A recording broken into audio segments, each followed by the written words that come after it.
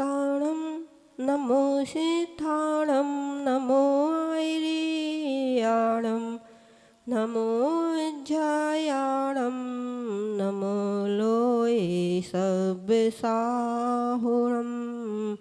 नमो लोये सब्बसाहुणं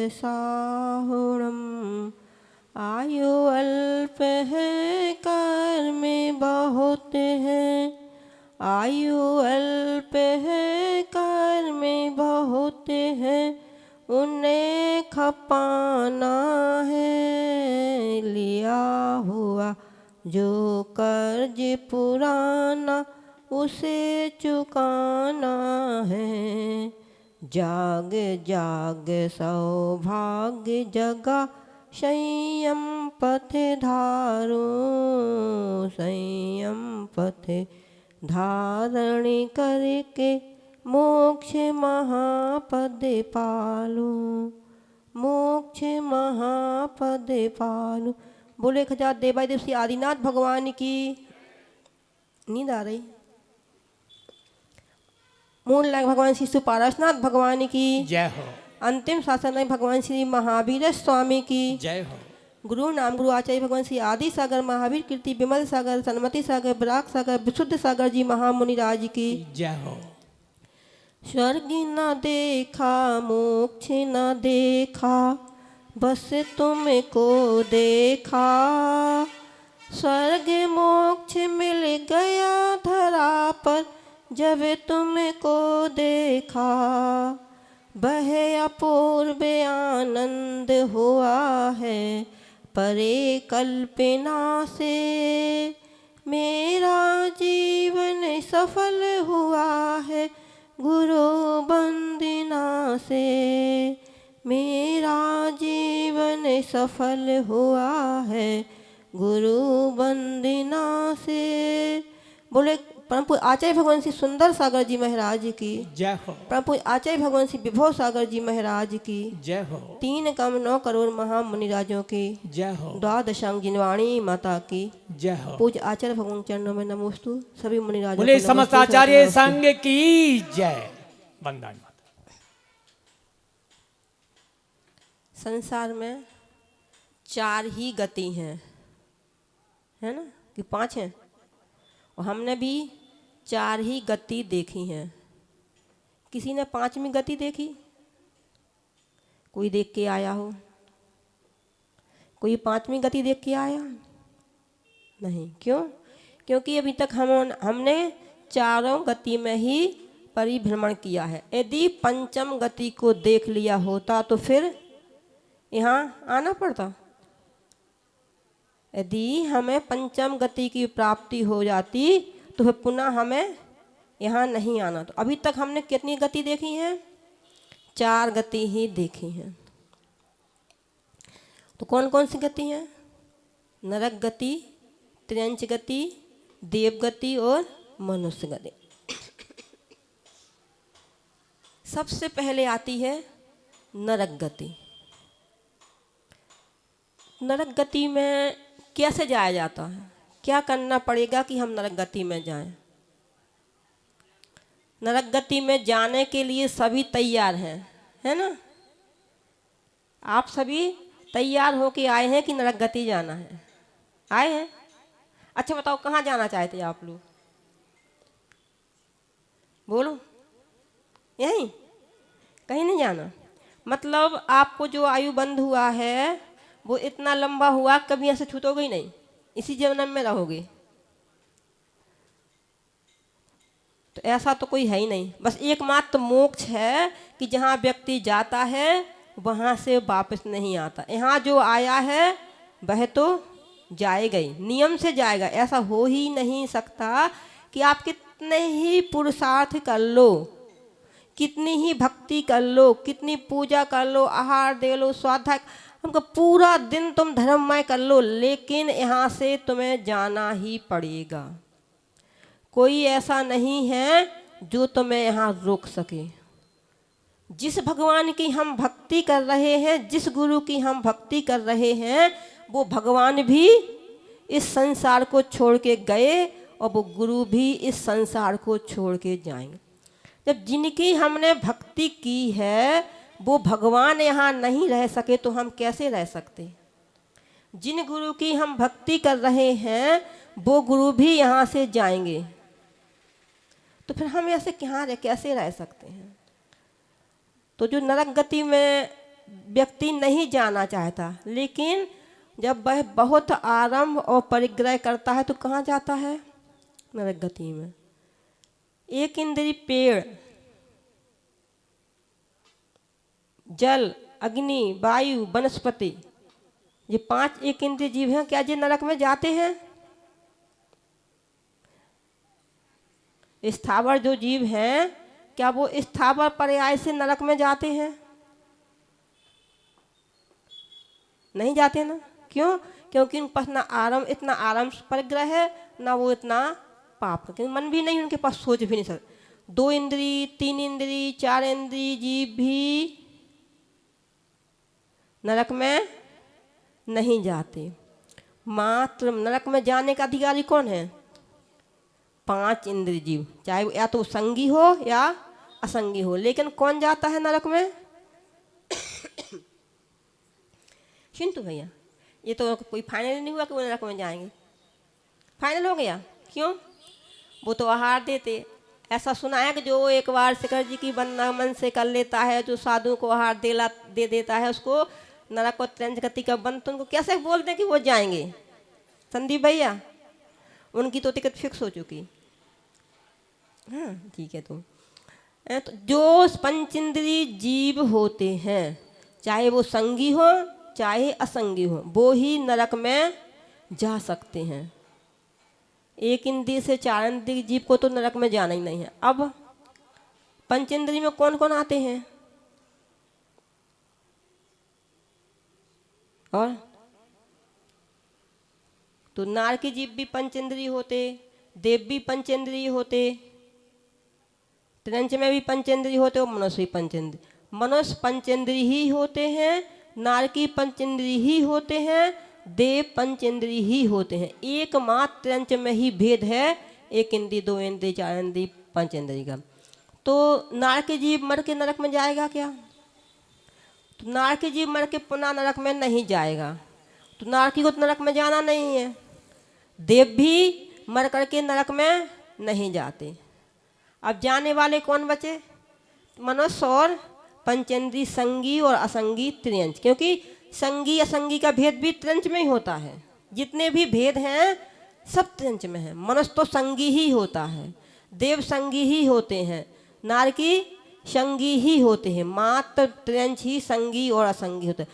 तो नरक जाने की पात्रता किसको है? संगी पंचेंद्रिय को और असंगी पंचेंद्रिय, जिसमें से 2 गति के देव तो जीव निकल गए। ना तो नारकी को नरक में जाना है, ना देव गति के जीव को नरक में जाना है। अब सोचो हम लोग कितने पुण्यात्मा हैं, है ना, कि हम नरक जाने के लिए भी अपनी रिजर्वेशन करा लेते हैं।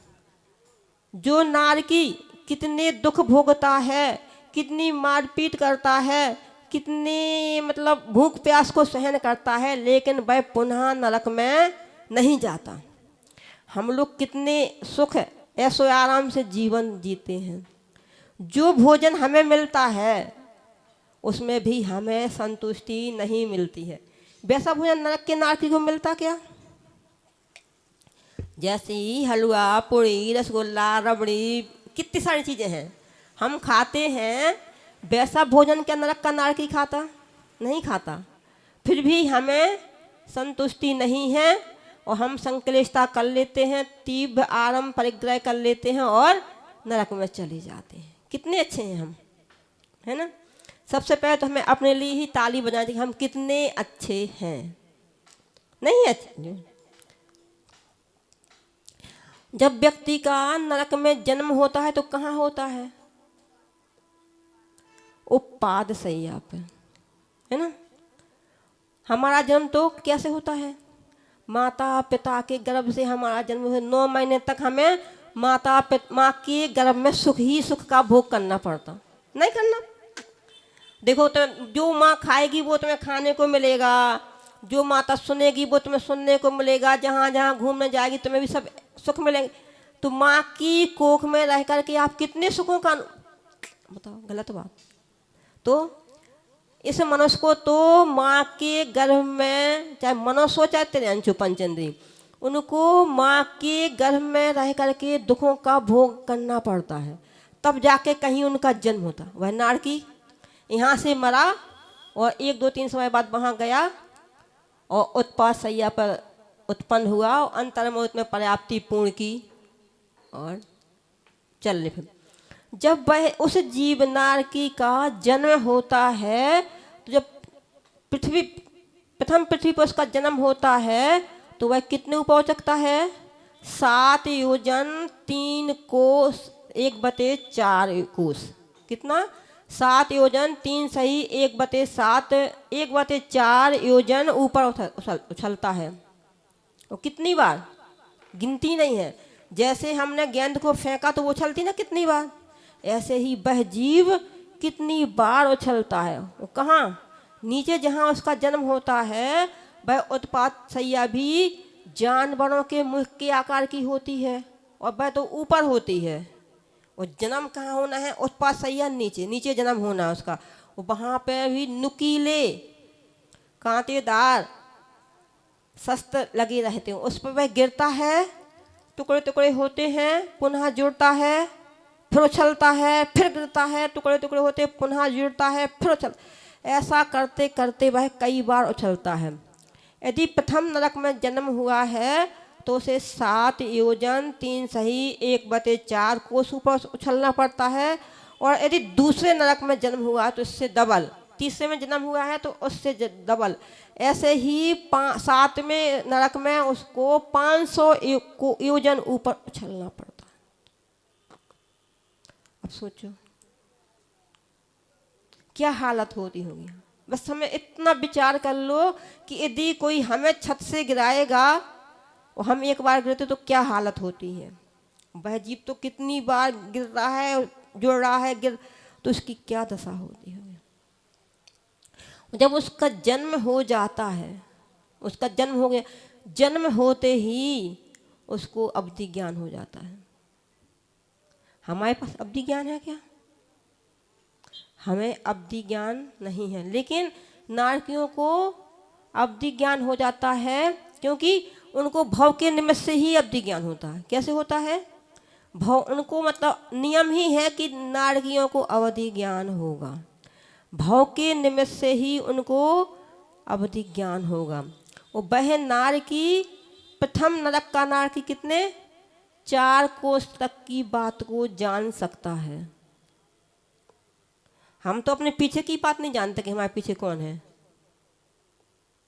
और भाई 4 कोस सामने भी देखेगा तो 4 कोस पीछे भी देखेगा तो चारों दिशाओं की बात जान सकता है वो।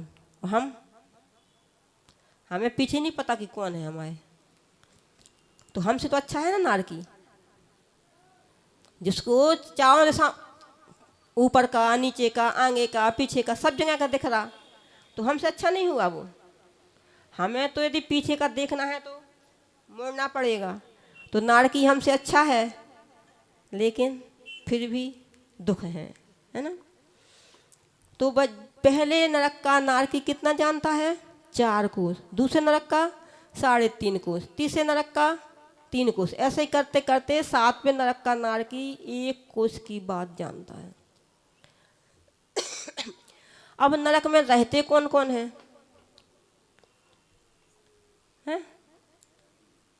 4 गति के जीव होते हैं।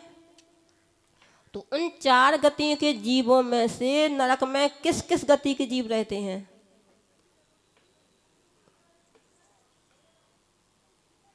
देव नरक में रहते हैं, रहते हैं। देव गति के जीव भी नरक में रहते हैं। त्रियंश गति के जीव भी नरक में रहते हैं। नारकी जीव भी नरक में रहते हैं। मात्र मनुष्य है कि वह नरक में मरने के बाद जाता। मनुष्य गति में जीव नरक में नहीं जा सकता। तो जो नरक की 7 पृथ्वी हैं, कौन कौन सी? रत्न प्रभा, शर्करा प्रभा, बालुका प्रभा, पंख प्रभा, धूम प्रभा, तम प्रभा, महातम प्रभा। जो ये 7 पृथ्वियाँ हैं, इनमें से जो प्रथम पृथ्वी है कौन सी, रत्न प्रभा पृथ्वी, उसके 3 भाग हैं। कितने? 3 भाग, खर भाग, पंख भाग और अबहुल भाग। तो खर भाग और पंख भाग में कौन रहते हैं?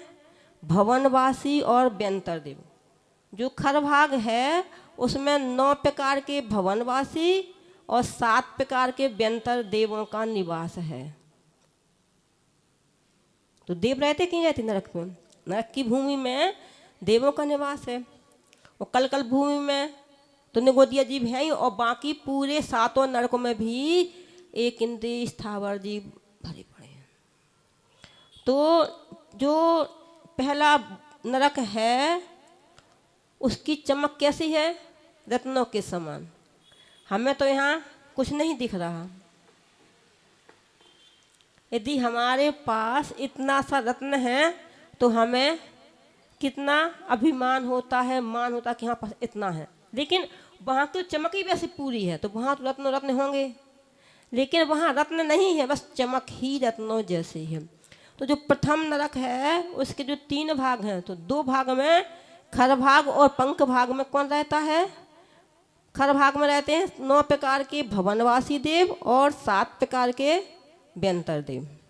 पंख भाग में असुर कुमार जाति के असुर कुमार देव और राक्षस देव, व्यंतर जाति के राक्षस देव। और अच्छा, यहाँ तो पास कितने मंदिर हैं? अपने भीलवाड़ा में कितने मंदिर हैं? 18। वहाँ तो 7,72,00,000 अकृतम जिन चैत्यालय हैं। इन 2 भूमियों में, खर भाग में और पंख भाग में कितने चैत्यालय हैं? 7,72,00,000। वो भी आकृतम है, किसी ने बनाए। यहाँ के मंदिर तो हमने बनाए हैं। ये मंदिर हमने बनाया, इस मंदिर पर हमारा ही वर्चस्व है। इस मंदिर में कोई व्यक्ति आएगा तो हमारे ही अनुसार आएगा, हमारे यहाँ जो होगा वह हमारे अनुसार ही कार्य करें। लेकिन वहाँ तो आकृतम जिन चैत्यालय हैं उनमें सभी देव जाते हैं, किसी के लिए कोई मनाही नहीं है। इतनी तो और भी होंगे अधोलोक में, और भी आकृतम चैत्यालय होते, लेकिन इनकी इतनी गणना है। अब नरक शुरू कहाँ से होता है? जब यहाँ देव रहते हैं तो नरक कहाँ से शुरू होता है? जो तीसरी भूमि है, पहली भूमि का जो तीसरा भाग है अबहुल भाग, वहाँ से नरक के नारकी रहते हैं। हम सब लोग भी नरक की भूमि में ही रहते हैं। जो नरक का पहला भाग है ना, खरा भाग, उसकी ऊपरी पहला भूमि, पहले भाग की जो पहले भाग में जो 13 पतल हैं, उसके पहले पतल का नाम चित्रा पृथ्वी है। उस पे हम सब लोग भी नरक की ही भूमि में रहते हैं, बस नरक के अंदर नहीं जाते। तो जो पहला नरक है वह कितने योजन का है? 1,80,000 योजन में पहला नरक है। तो 16 योजन का खर भाग, 84 योजन का 84,00,000 योजन का 84 योजन का पंख भाग, और 80,000 योजन का अबहुल भाग है, जिसमें नारकी रहते हैं। इनमें उनके 13 पतल होते हैं, उन 13 पतलों में ही नारकी रहते हैं, बाकी ऊपर के 2 भागों में तो देव रहते हैं। दूसरी भूमि है वह 32,000 योजन मोती है। तीसरी पृथ्वी 28,000 योजन मोती है। चौथी पृथ्वी 24,000 योजन मोती है। पांचवी पृथ्वी 20,000 योजन मोती है। छठी पृथ्वी 16,000 योजन मोती है, और सातवीं पृथ्वी 8,000 योजन मोती। इनमें ही नारकी रहते हैं। तो जो पहला अबहुल भाग नाम का जो नरक है उसमें 30,000 बिल हैं। और वो बिल कितने हैं? जो नरक का एक बिल है इंद्रक बिल, वह 45 लाख योजन का है। जितनी हमारा मध्यलोक का विस्तार है ना, उतने ही उस नरक का विस्तार। तो कितने और कितने बिल नहीं होंगे? एक ही 45 लाख योजन का है, तो दूसरे कितने कितने नहीं होंगे? ऐसे 30 लाख बिल हैं वहाँ पे। तो उन 30 लाख बिलों में कौन रहता है? मात्र नारकी ही रहती हैं। वो नरक में जाने वाले देव असंगी या संगी पंचेंद्री तिरंछी हैं। तो सोचो नारकी की संख्या कितनी होगी? नारकियों को कितने दुख हैं। वहाँ उनको खाना नहीं मिलता कि मिलता है? भूख तो लगती इतनी कि कितना खा लें, कितना खा लें। कितनी भूख लगती है उनको कि जो 3 लोक में जितना भी अन्न है उसको हम एक बार में खा लें, इतनी भूख लगती है। लेकिन खाने को एक कण भी नहीं मिलता। उनको कितने कितने प्रकार के दुख होते हैं। बस सोचते हैं चलो इस वृक्ष की छाया में हम जाते हैं और यहाँ पे हमें वृक्ष की ठंडी हवा मिलेगी, है ना, और वृक्ष के कुछ फल फूल मिल जाएंगे तो हम खा लेंगे। लेकिन जैसे ही वह वृक्ष के नीचे जाते हैं, उसका पत्ता गिरता है, वह तलवार का काम करता है, उसके टुकड़े टुकड़े कर देता है। यदि एक बार हमारी उंगली में एक कांटा लग जाए, जब हम चलते हैं ना, तो यदि पैर में थोड़ा सा कांच लग जाए या कांटा, तो क्या होता है? पूरा दिमाग कहाँ जाता है? उसी पैर पर। वो तो एक उंगली में लगा था, पूरे शरीर में नहीं लगा था, मात्र एक उंगली में लगा था। और हमारा पूरा दिमाग कहाँ जाता है? वहीं वहीं जाता है। और उन जीवों की सोचो क्या दशा होती होगी, जिनको शरीर के टुकड़े टुकड़े कर दिए, गिनती नहीं कितने टुकड़े हुए, तो दर्द नहीं होता होगा? है? उनको दर्द होता? उनका वैक्रियक शरीर है, उनको दर्द नहीं होता। वो जैसे उनने टुकड़े किए कि नहीं, वो तत्काल जुड़े। यहाँ जैसे पानी में आप हाथ से रेखा खींचते हो, तो जब आप रेखा खींचते हो उस जगह से अपनी उंगली को आगे करते हो तो पीछे जगह दिखती है आपको।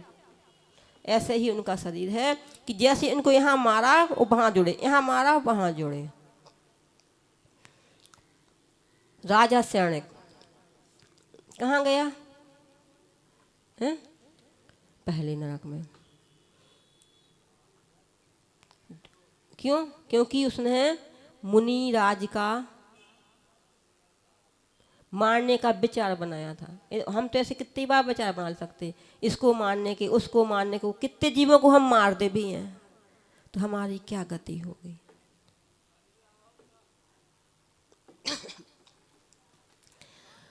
कितने कितने जीव जिनको तीर्थंकर बनना है और वो नरक में है अभी, है ना। लक्ष्मण का जीव, कृष्ण का जीव, तो वो तो हमसे रावण का जीव है ना। कितने जीव हैं ऐसे कि जिनको तीर्थंकर बनना है, अभी वो कहाँ है? नरक में है। तो हम नरक कौन कौन जा सकता है? तो पहले नरक में असंगी पंचेंद्री, हम सब तो जा ही सकते हैं पहले नरक में, लेकिन असंगी पंचेंद्री मुख्य रूप से पहले नरक से आगे नहीं जाता। दूसरे नरक में सरीसृप जाता है, दूसरे नरक से आगे सरीसृप नहीं जा सकता। पक्षी तीसरे नरक से आगे नहीं जा सकते, और सांप चौथे नरक से आगे नहीं जा सकता। सिंह आदि क्रूर पशु पांचवें नरक से आगे नहीं जा, और स्त्रियां छठे नरक से आगे नहीं जा सकती। और मनुष्य और सम्मूछन मत्स्य, जो कि कहाँ रहता है? कौन कहाँ रहता वो? सम्मूछन मत्स्य कहाँ रहता? स्वयंभू रमण द्वीप में। वह 7वें नरक में जाता है। सोचो, सम्मूछन है तो नरक में जाने के लिए, 7वें नरक में जाने के लिए भी वज्र विषप नारद सहनन की आवश्यकता होती। हम लोग 7वें नरक में नहीं जा सकते। स्त्रियां इतना पाप नहीं कर सकती कि वो 7वें, इतना पुण्य भी नहीं कर सकती कि मोक्ष जाएं। स्त्रियां उसी भाव से इतना पुण्य नहीं कर सकती कि वो मोक्ष चली जाएं। तो एकमात्र मनुष्य ही ऐसा है कि वह इतना पुण्य कर सकता है कि मोक्ष चला जाए, वह इतना तीव्र पाप करता है कि नरक चला जाए। तो हम सभी इतना पुण्य करें, इतना पुण्य करें कि नरक जाने से बच जाएं और मोक्ष को प्राप्त करें। परम पूज्य आचार्य भगवान श्री सुंदर सागर जी महाराज की नमोस्तु आचार्य श्री। बोलिए परम पूज्य आचार्य सुंदर सागर जी महामुनि राज